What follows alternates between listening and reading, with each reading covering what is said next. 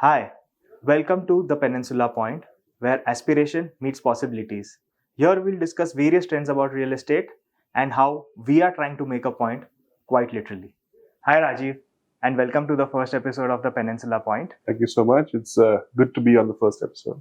It's a pleasure to have you, and who better than someone who's seen it all with Peninsula Land, from building the first mall of the country to having a multi-asset, multi-location company, real estate company today. So you've seen this trend over the last 2.5 decades in real estate. What is something peculiar that you're noticing now, which you hadn't seen earlier? So I think that before we talk about trends that are going on or trends that are popular or emerging today, I think it's important to take a step back. Right. As you mentioned, when we first started the business, Indian real estate was a very different place. It's been 25 years.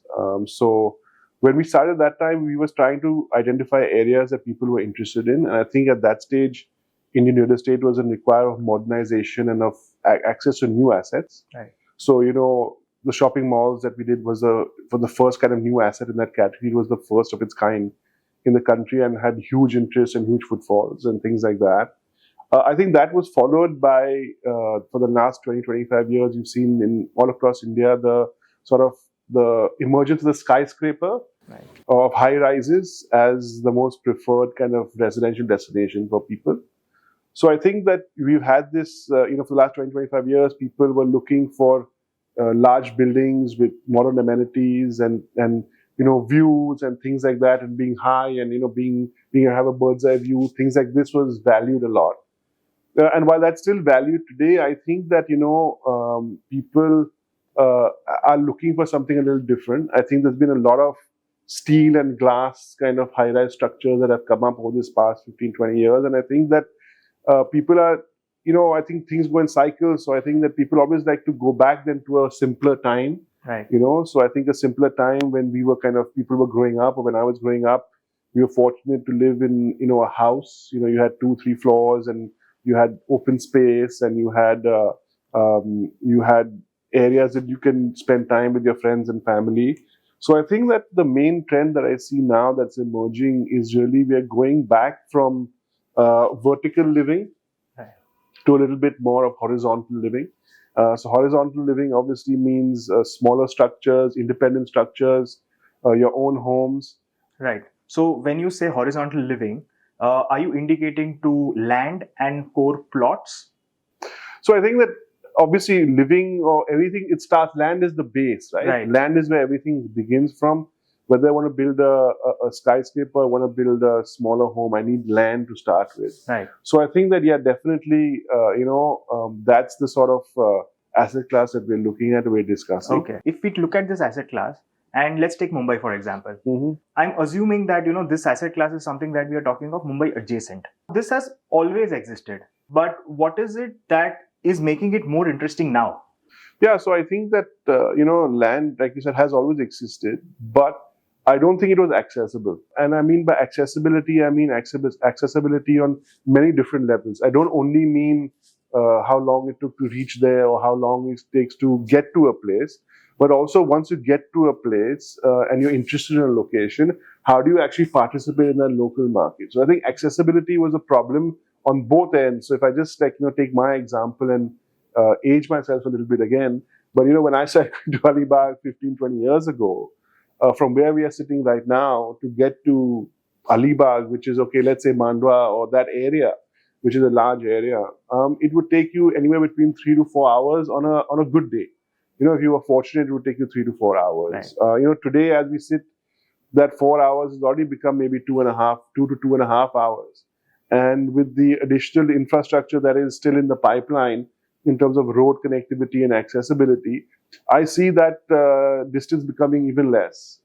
Similar if you look at Chowk or Karjat, from here to there now, today, it's a 70-minute drive. So I think that the advent of so much new infrastructure, the advent also of infrastructure close by, right? So today, if you were to go to Karjat or Bilavle or these areas, with the international airport and things, it's quite, so even major sort of infrastructure is quite close to where you are. True. So I think that that's a big difference, having accessibility to these areas, which wasn't there, 10 or 15 years ago. So that's kind of relatively new. And then once you get there, of course, accessibility to land, I think that's really the role that we wish to play, and Peninsula will kind of participate. And to make land accessible to you will be sort of our role, our responsibility in that sense. Right. So when you say providing that access, land inherently, there's a perception that there's a certain investor class that purchases land. It's complicated. So how is Peninsula Land participating in this? I mean, it is complicated. Right. There is an investor class that purchases the land. There are people who maybe have inside information as to where development is happening, and land gets cornered out before you can even go there. So what I look at this really is, what we intend to do, or our intention is to really democratize the land acquisition process.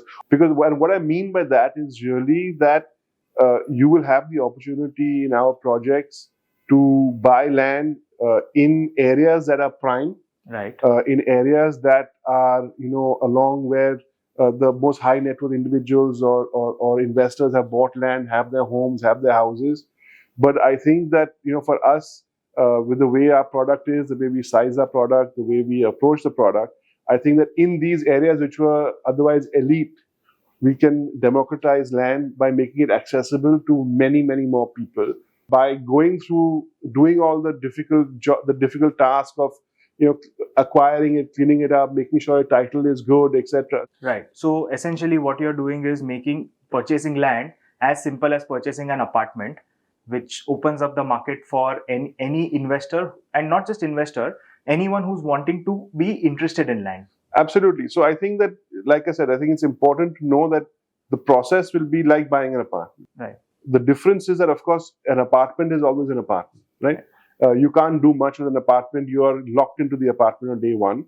With land and with this opportunity to buy land, it can be whatever you want it to be.